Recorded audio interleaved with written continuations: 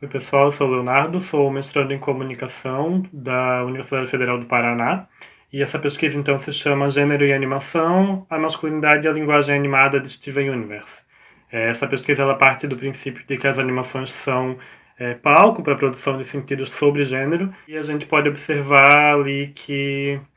desde heróis dos anos 90 e 80 ali como o He-Man e o Lion-O de Thundercats, que eram heróis masculinos que tinham essa masculinidade mais atrelada ao corpo e à força física, até os heróis mais recentes que trabalham a questão da masculinidade de uma maneira um pouco mais fluida, menos agressiva e menos voltada para o que a gente entende como masculinidades hegemônicas, né? A gente tem uma mudança muito grande aí na história dos personagens de animação masculinos e que acaba permeando, né, o imaginário do público e da audiência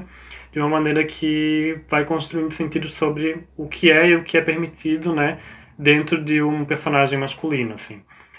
O objetivo dessa pesquisa, então, é entender como se dá a produção de sentido sobre masculinidades na série Steven Universe e entender também como que essa produção de sentidos ela se ancora na linguagem animada para que consiga, então,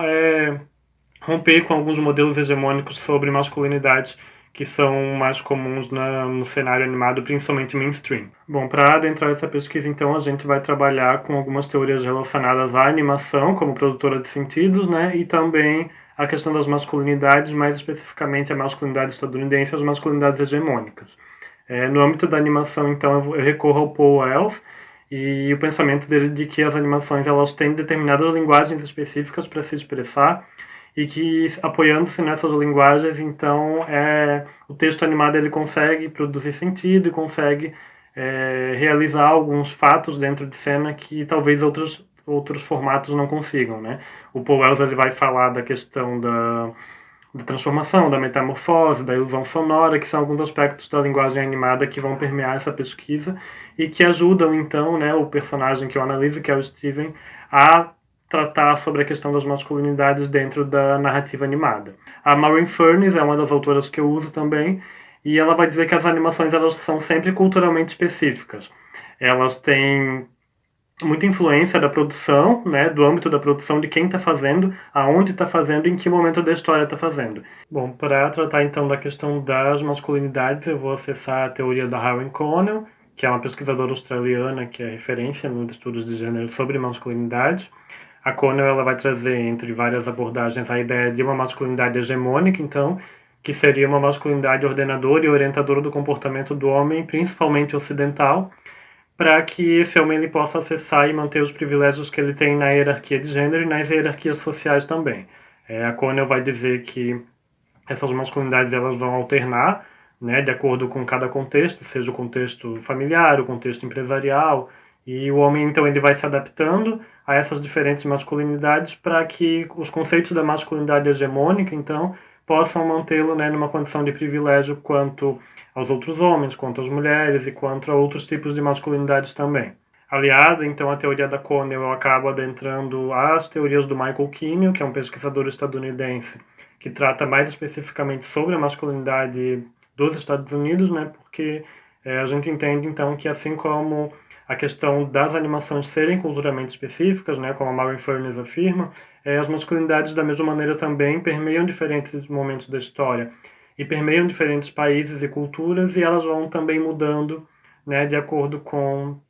o local onde o homem vive e essas masculinidades, né? Bom, então o meu objeto de pesquisa, como eu já falei, é a série Steven Universe, né? Tendo então como objeto empírico o personagem Steven, que é o protagonista. Ele é caracterizado na série como um menino heterossexual cis, e ele é o herói da série, ele acaba levando, né, a narrativa adiante ao longo de 5 temporadas, de uma maneira em que,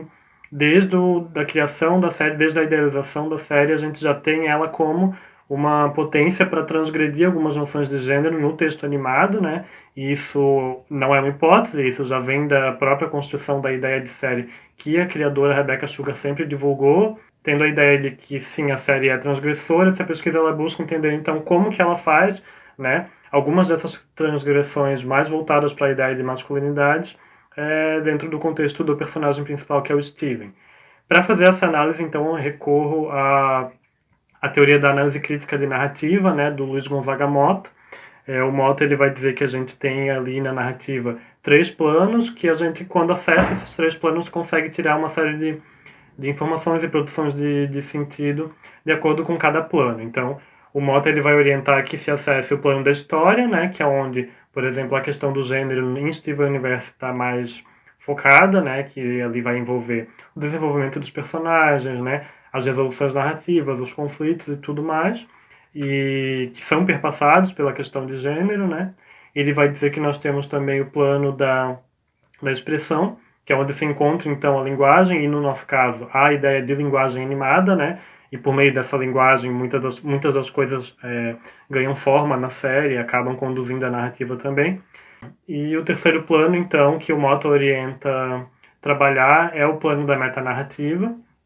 e ali ele vai dizer que se instala principalmente a questão dos sentidos produzidos por meio da série, também a questão do imaginário, né, do público e do imaginário que a série constrói, e tudo aquilo que vai além, né, do que está no texto animado mesmo e no texto narrativo. Então, a ideia é trabalhar essa intersecção desses 3 planos com a questão das masculinidades, né, e perceber, então, como que Steven Universe rompe com alguns modelos de masculinidade hegemônica, né, por meio da linguagem animada dentro da narrativa da série Steven Universe. Bom, então por essa pesquisa estar ligada à minha dissertação já em fase final, nós temos alguns resultados que apontam para a ideia de que o Steven, então, ele rompe com essas ideias de masculinidade hegemônica, principalmente quando ele acessa âmbitos do feminino que são negados, né, por, pela lógica das masculinidades. O Steven, então, em cena, ele vai recorrer aos poderes que ele herda da mãe, né, contrariando um pouco a ideia que o Kimmel apresenta de que o menino estadunidense está mais ligado à relação com o pai, e que essa identidade se constrói com base na imagem do pai. Em Steven Universe a gente tem, né, um movimento que vai um pouco contra isso, porque apesar de ter uma boa relação com o pai, é da mãe que ele herda os poderes, e é na mãe que ele se espelha para ser um bom guerreiro. E esses poderes que ele herda da mãe também, eles são muito representativos, porque são poderes somente defensivos, e isso vai construindo a identidade de um herói que não ataca o oponente, e que vê esse oponente, então, e esse vilão, como alguém digno de compreensão e principalmente de acolhimento.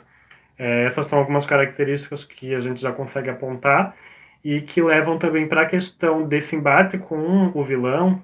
muito ancorada na linguagem animada. Quando o Steven performa em cena, ele vai acessar alguns elementos como a metamorfose e a associação simbólica para poder expressar essa nova maneira de ser um herói masculino, digamos assim. O Steven, quando ele tem uma melhor amiga e quando eles fazem uma fusão, por exemplo, ele se torna um outro personagem que não tem gênero, né? Então, existe esse abandono da masculinidade de forma total, né, por meio da fusão, e essa fusão ela é mostrada em cena ancorada na ideia de metamorfose, né, que é uma das linguagens animadas apontadas pelo Paul Wells. Da mesma maneira, as armas do Steven são armas cor-de-rosa, são armas herdadas da mãe, e ele tem um escudo, ele tem uma bolha protetora, né, e tudo isso, quando a gente vai pensar na ideia de associação simbólica, são elementos mais relacionados ao feminino, né, tanto a ideia do escudo, da proteção, a gente já tem historicamente, né, personagens femininas que são atreladas nas narrativas à questão da defesa, e nesse caso não, nesse caso a gente tem então um personagem masculino que a melhor maneira de se expressar como herói é se defendendo, né, para não ferir o vilão, por exemplo. E então, de maneira geral, nós temos percebido nessa pesquisa que recorrendo então a algumas linguagens animadas, a gente não consegue separar a animação da produção de sentidos sobre gênero, porque eles são muito próximos, né? No caso de Steven Universe, assim. E acho que, como indicação para algumas pesquisas futuras também,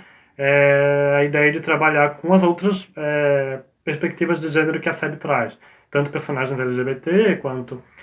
a questão do binarismo e tudo isso assim que é muito latente em Steven Universe. Já existem pesquisas nesse âmbito, mas que também poucas delas, quase nenhuma na verdade, trabalha a questão do texto animado, então, como esse operador, né, na produção de sentido sobre masculinidades ou sobre gênero, principalmente na série, né?